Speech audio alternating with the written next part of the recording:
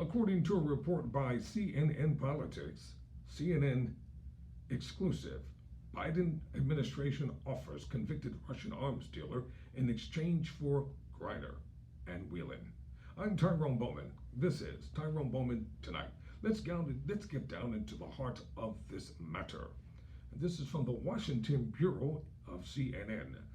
After months of internal debate, the Biden administration has offered to exchange Victor Bout, a convicted Russian arms trafficker serving a 25-year U.S. prison sentence, as part of a potential deal to secure the release of two Americans held by Russia, Brittany Griner and Paul Whelan, according to people briefed on the matter. These sources told CNN that the plan to trade Bout for Whelan and Griner received the backing of President Joe Biden after being under discussion since earlier this year. Biden's support for the swap overrides opposition from the Department of Justice, which is generally against prisoner trades. Secretary of State Antony Blinken announced Wednesday that the U.S. presented a substantial proposal to Moscow weeks ago for Whelan and for Griner, who are classified as wrongfully detained, and signed off on the proposal, although Blinken did not directly confirm Bout was part of the deal, saying he can't and won't get into any of the details of what we proposed to the Russians over the course of so many weeks now, he said. In terms of the president, of course, he was not only directly involved, he signed off on any proposal that we make. And certainly, when it comes to Americans who are being arbitrarily detained abroad, including in this specific case. Brittany Griner testified she signed documents without understanding what they said after being stopped at a Moscow airport. The top U.S. diplomat said he intended to discuss the matter on an expected call with Russian Foreign Minister Sergei Lavrov this week, his first conversation with his counterpart since the war in Ukraine began, telling reporters, "My hope would be that in speaking to Foreign Minister Lavrov, I can advance the efforts to bring them home. There is, in my mind, utility in conveying clear, direct messages to the Russians on key priorities for us. And as I mentioned, these include securing the return home of Brittany Griner and Paul Whelan," he said. A senior administration official suggested Moscow has not been responsive to the substantial offer first presented in June, telling CNN it takes two to tango.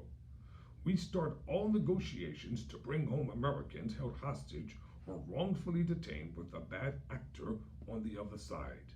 We start all of these with somebody who has taken a human being American and treated them as a bargaining chip," the official said. So in some weeks, it's not surprising, even if it's disheartening, when these same actors don't necessarily respond directly to our offers, don't engage constructively in negotiations. The official declined to comment on the specifics of the substantial offer. They said it was in Russia's court to be responsive to it. Yet at the same time, that does not leave us passive as we continue to communicate the offer at very senior levels.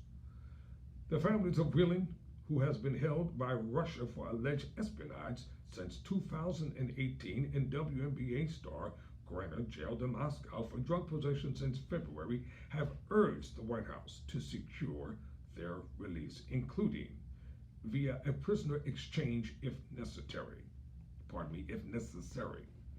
National Security Council Strategic Coordinator for Communications John Kirby said Wednesday that a senior administration official spoke with the families prior to Blinken's announcement about the substantial proposal. Biden recently spoke by phone with Griner's wife, Cheryl, and Whelan's sister, Elizabeth. Griner, who pleaded guilty in early July, said she intentionally brought in cannabis into Russia, testified in a Russian court Wednesday as part of her ongoing trial on drug charges, for which she faces up to 10 years in prison. It is understood that her trial will have to conclude prior to a deal being finalized, according to U.S. officials familiar with the Russian judicial process and the inner workings of U.S.-Russia negotiations. During months of internal discussions between U.S. agencies, the Justice Department opposed trading bout. People briefed on the matter say, however, Justice officials eventually accepted that a bout trade has the support of top officials at the State Department and White House, including Biden himself, sources say. The Russian government has frequently floated bout as the subject of a potential trade for the number of Americans. Asked at the Aspen Security Forum last week by Moscow is so interested in getting bout back, CIA Director Bill Burns replied, "That's a good question, because Victor Bout's a creep."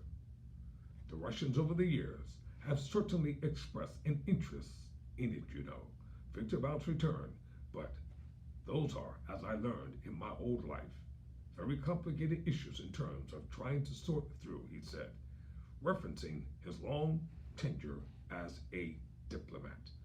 I might as well finish the rest of the article. The U.S. government has long resisted prisoner swaps, claiming concerns that they only incentivize countries to detain Americans so they can be used as bargaining chips. Advocates have questioned these concerns and have argued that it is more important that Americans are able to come home. Among senior Biden administration officials, the idea of prisoner swaps gained new momentum earlier this year after the successful release of Trevor Reed, a former Marine who was held captive in Russia for more than 2 years. Reed was traded for Kostin Yursenchenko, a Russian pilot then serving a 20-year federal prison sentence for cocaine smuggling conspiracy. Biden officials have been concerned the decision to swap Reed for Yursenchenko would be criticized by Republicans. Instead, it won bipartisan praise, including from a handful of Republicans who are normally sharp critics of the administration. That reception, sources say, led the administration to examine all options, including potential swaps, to get Willing and Greiner out of Russia. Let me just say this.